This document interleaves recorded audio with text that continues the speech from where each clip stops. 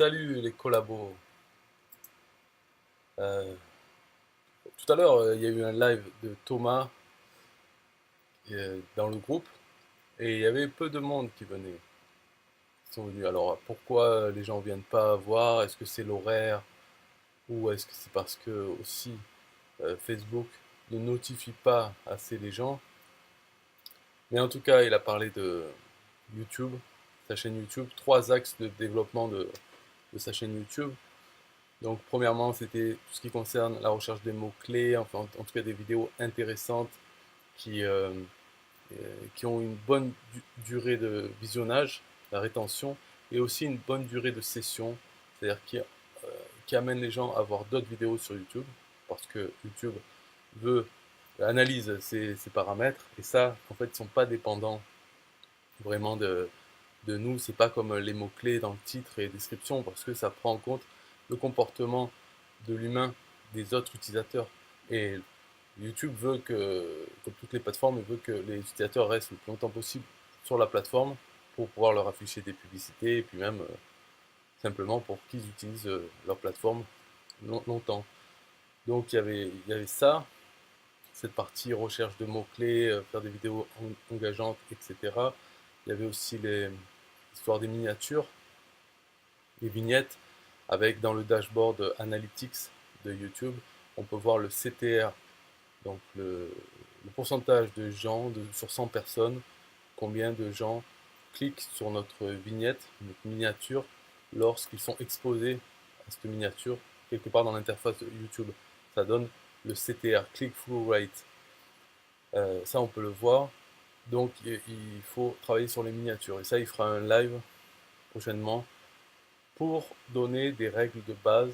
Qu'est-ce qu'il faut absolument avoir dans sa miniature? Qu'est-ce qui fonctionne le plus? Par exemple, avoir un visage qui occupe un tiers de la vignette. Ça, c'est quelque chose. Voilà. Et puis peut-être qu'il y en a d'autres. Il en parlera dans un autre live.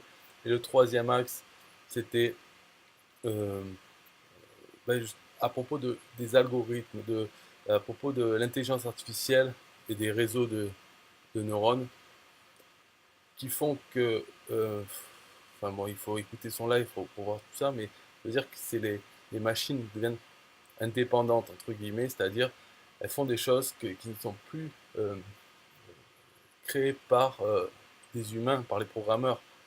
Elles deviennent indépendantes avec les réseaux de neurones qui font des mini-cerveaux comme un être vivant en fait. Ils commencent très simple et ils s'améliorent et ensuite euh, ces cerveaux sont améliorés avec les données des utilisateurs de YouTube, des comportements.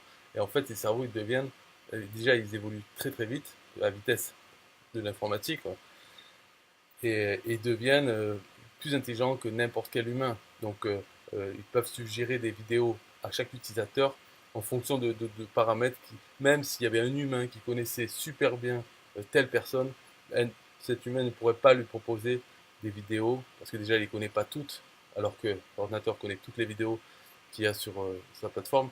Et en plus, il peut faire des associations avec d'autres utilisateurs parce qu'il connaît tous les utilisateurs, comment ils fonctionnent, donc ils savent tel type d'utilisateur regarde cette vidéo et reste longtemps dessus. Et même si il peut faire, il peut faire des associations, c'est-à-dire tel utilisateur, je dois lui suggérer des vidéos.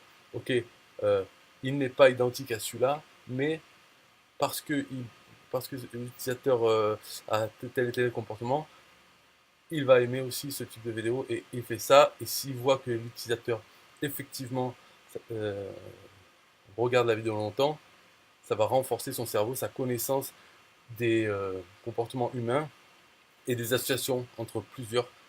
Par exemple, la politique, quelqu'un qui, est, euh, qui regarde des vidéos politiques d'extrême gauche et un autre qui regarde des vidéos politiques de Macron ou n'importe, ou extrême droite. Donc on pourrait dire ils vont pas aimer telle vidéo sur l'écologie par exemple. Eh ben l'algorithme tout ça va voir qu'en fait oui ces deux types de personnes qui regardent ça ont quand même un point en commun sur tel autre type ou des filles en bikini, des trucs comme ça, quoi. Pas, pas obligé que ce soit dans la politique, encore dans l'écologie. Donc voilà, C'est pour dire que l'algorithme devient beaucoup plus intéressant. Ce n'est plus le même YouTube qu'il y a 4 ans. Et ça, on peut pas vraiment lutter. On peut pas dire, ah ouais, je vais faire une vidéo sur tel sujet parce que du coup, il va proposer ma vidéo à plein de gens. Voilà. On peut pas réfléchir. Aucun humain n'est aussi intelligent ou même arrive à la cheville de ces cerveaux là, qui ne vont faire que s'améliorer et beaucoup plus vite que n'importe quel humain. Donc en fait, c'est pas concevable. Mais comme dans la science-fiction, avec le soulèvement des machines, c'était quoi la réponse au soulèvement des machines? C'est le soulèvement des humains, la collaboration. Donc il parlait de... Voilà, quoi, il reste plus que ça, quoi.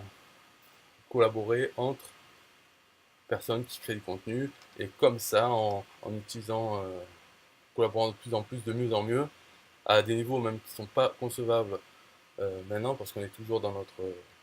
euh, on a son fonds de commerce, tout ça, on est toujours dans cette philosophie, mais ça va faire, vu que ça va pas s'arrêter, les machines ne vont pas s'arrêter d'évoluer, ben, forcément, on va être obligé de collaborer à des niveaux qu'on ne peut pas imaginer maintenant, et encore moins les générations d'avant, du style partager complètement toutes ces listes d'emails, de contacts, et partager, faire un groupe en 2 3 4 infopreneurs, et mettre vraiment en commun. Pas, ouais, alors tu me fais un email, moi je te fais un email. Non, c'est carrément, ça sera regrouper tout pour pouvoir envoyer tout le monde sur la vidéo d'un tel, la vidéo d'un tel, ou une vidéo qui sera faite à plusieurs. Des trucs comme ça. Bon, là on arrête, ça fait déjà 6 minutes. Le live là que je comptais faire, c'est pour montrer comment appliquer la réponse qu'il a fait. Donc je vais utiliser l'outil System.io, donc mon compte System.io, mais on peut utiliser n'importe quelle page. Donc le principe est simple, il disait, c'était pour faire en sorte qu'il y ait plus d'abonnés sur ta chaîne YouTube, puisque c'était la question. Après, est-ce que c'est important? Franchement, bon. Hein. Est-ce qu'il faut chercher, faire des actions pour avoir plus d'abonnés? Moi qui en ai plein, je vois que en fait, ça sert à rien d'en avoir plein, puisque les vidéos sont suggérées aux gens, peu importe s'ils sont abonnés ou pas. Donc c'est pas vraiment le sujet. Mais bon, pour cette question, c'était comme ça, donc je vais montrer la, la technique pour le faire. Alors, tunnel, de créer un nouveau tunnel, en fait, de créer une page. Custom, allez, on va dire Thomas. Et ce qu'on va créer là simplement, c'est une page sur laquelle il y a une vidéo affichée. Et cette vidéo, c'est un extrait. Donc le concept, c'est envoyer les gens sur cette page, leur dire, voilà, vous pouvez voir une vidéo privée si vous vous abonnez sur ma chaîne YouTube.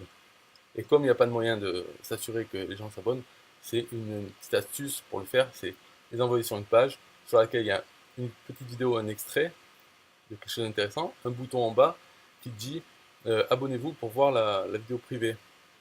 Et quand on clique sur ce bouton, ça ouvre dans un nouvel onglet, ça ouvre la fameuse page, la chaîne YouTube avec le petit code à la fin qui permet d'afficher une pop-up pour dire de s'abonner. Comme ça, au moins, voilà, la personne arrive sur la page et il y a marqué abonnez-vous. Il sait qu'il vient pour s'abonner.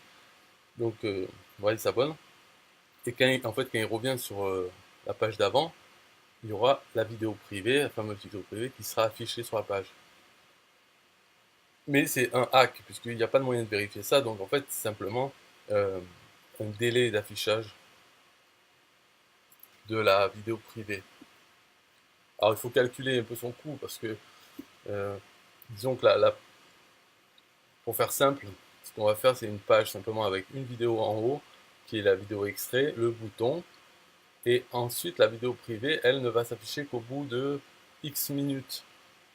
X minutes par exemple, si la première elle dure 1 minute 30, 2 minutes, il faut prévoir le temps que bon ils arrivent sur la page, ils vont jouer la première vidéo, la voir en entier, après appuyer sur le bouton, et ensuite quand ils reviennent, donc peut-être on va dire au bout de 2 minutes 30, afficher la vidéo privée, ou 3 minutes. Donc c'est 3 minutes après que la page se soit affichée. On va faire ça, Thomas, capture, type de page. Alors tout ça, là, l'outil normalement System.io, il est en français. Moi j'ai mis en anglais parce que j'aime bien mettre en anglais tous mes trucs. Donc on va prendre simplement une page normale. Donc est-ce qu'il y a page simple, voilà, info page.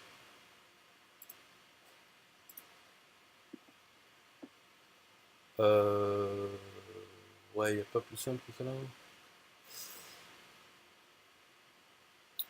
Ça c'est dommage parce que j'ai pas envie d'avoir tout ce texte là.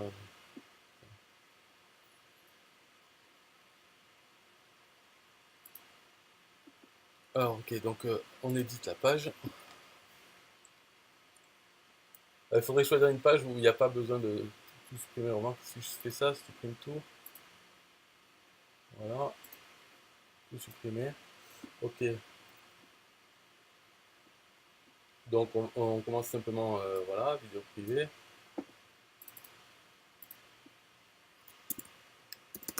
vidéo privée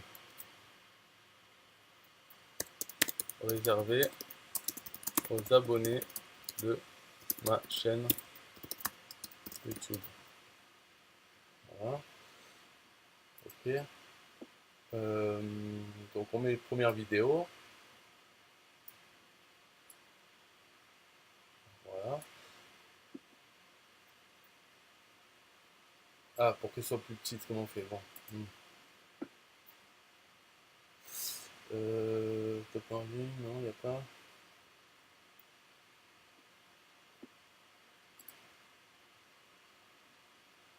Bon, après, peut-être pas perdre du temps à faire ça, parce qu'en fait, c'est avec l'éditeur, on peut faire plus petit. Il faut mettre des cadres. Bon, allez, je vais faire quand même. Ça, parce que ouais, il faut que le bouton soit apparaisse, hein. Donc on met ça peut-être, hein. Voilà. Trois colonnes et comme ça on met la vidéo dans la colonne du milieu et en réduisant un peu, voilà. Hop.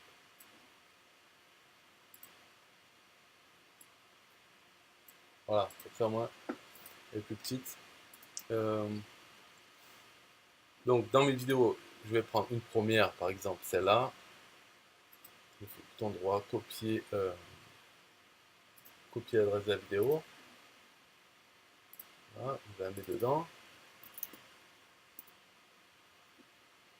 Ok. Ensuite, un bouton. Alors, un bouton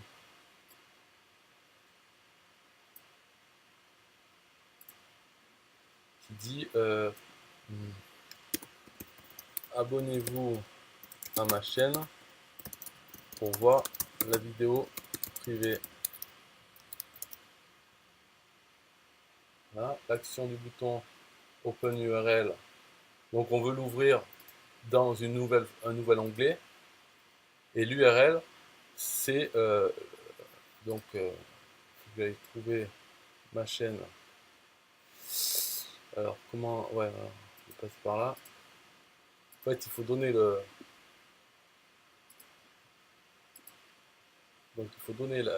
l'URL de sa chaîne YouTube et rajouter le code. Donc, le code il commence à être connu maintenant. Voilà. Donc l'URL c'est la chaîne. Et à la fin, on ajoute point d'interrogation, sub, underscore, donc tiré du bas, confirmation égale 1.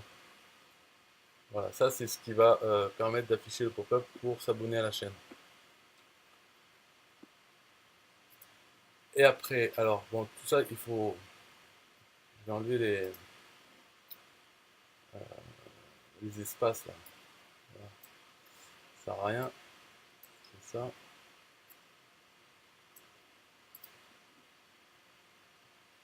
Lui aussi, enlever les espaces en haut et en bas.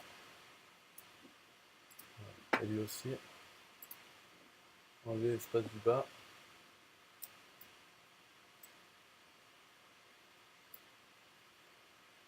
Ouais, c'est un peu mieux, mais bon. Et après, pour afficher la vidéo d'en bas, donc on met pareil, colonne, voilà. La vidéo, donc celle-là de vidéo, ça sera la grande, la complète. Ok, voilà. YouTube, hop, autoplay. Et après, pour, donc on prend cette section là, pour lui dire de mettre un délai d'affichage. Et ça va dépendre de l'outil mais normalement il y a toujours quelque chose. Alors, ce qu'on avait dit dans le live, ce qui serait bien, c'est de déclencher le délai à partir du moment où le bouton a été cliqué. Dans ce cas-là, dire, bon, 30 secondes après, afficher la vidéo. Mais là, avec cet éditeur, on ne peut pas le faire facilement, comme ça. Par contre, on peut dire un délai d'affichage à partir du moment où la page s'est affichée. Donc, on imagine la première vidéo, elle dure 2 minutes. Le temps de venir, tout ça, de cliquer, on va dire que l'autre, elle s'affiche au bout de 2 minutes 30. Donc, voilà, tout en bas, il y a délai before displaying item. Donc, un délai en secondes. 2030, c'est combien? 120, 150. Voilà, 150 secondes. Ok. Bon, voilà, sauver les changements, je pense que c'est bon, hein. On va voir si ça marche. Voilà, donc il y a la petite vidéo. Abonnez-vous à ma chaîne vidéo privée. On clique, on arrive dessus sur la chaîne et confirmer l'abonnement. Oui, non. Ça sera en français aussi si l'utilisateur est en français. Donc ça marche. Et après pour l'affichage, bon, il faut attendre 2 minutes 30.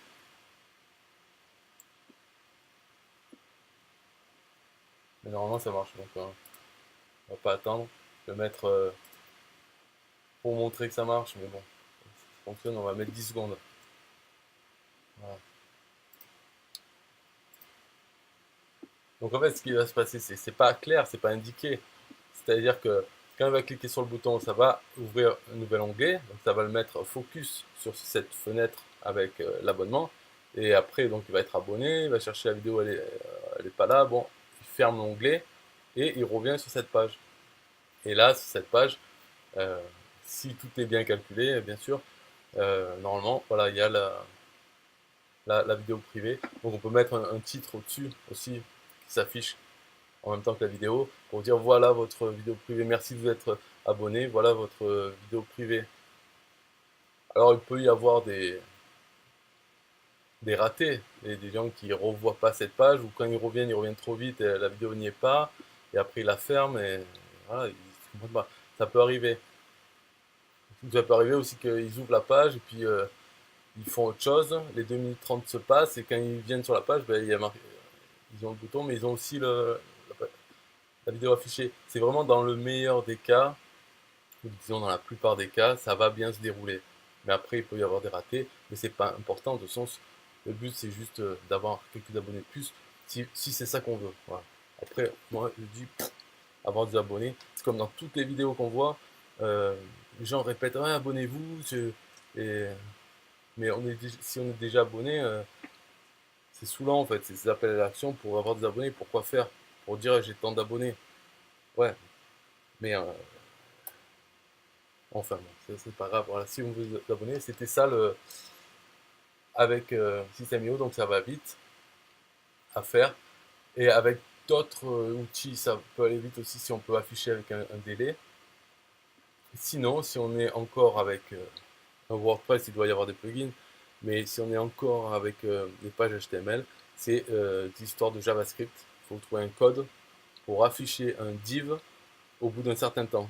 Mais là, si on est en JavaScript, c'est mieux parce que carrément, il vaut mieux trouver un code qui affiche au bout d'un certain temps après le clic du bouton. Comme ça, au moins, on peut même dire 10 secondes après avoir cliqué sur le bouton, puisque de toute façon, dès qu'on clique sur le bouton, ça ouvre une autre page. Donc après, pas besoin d'attendre 30 secondes ou autre, c'est pas grave. Voilà, c'est la fin du tuto pour montrer comment on fait et comment ça doit être, peu importe l'outil qu'on utilise, comment ça fonctionne. Bye bye.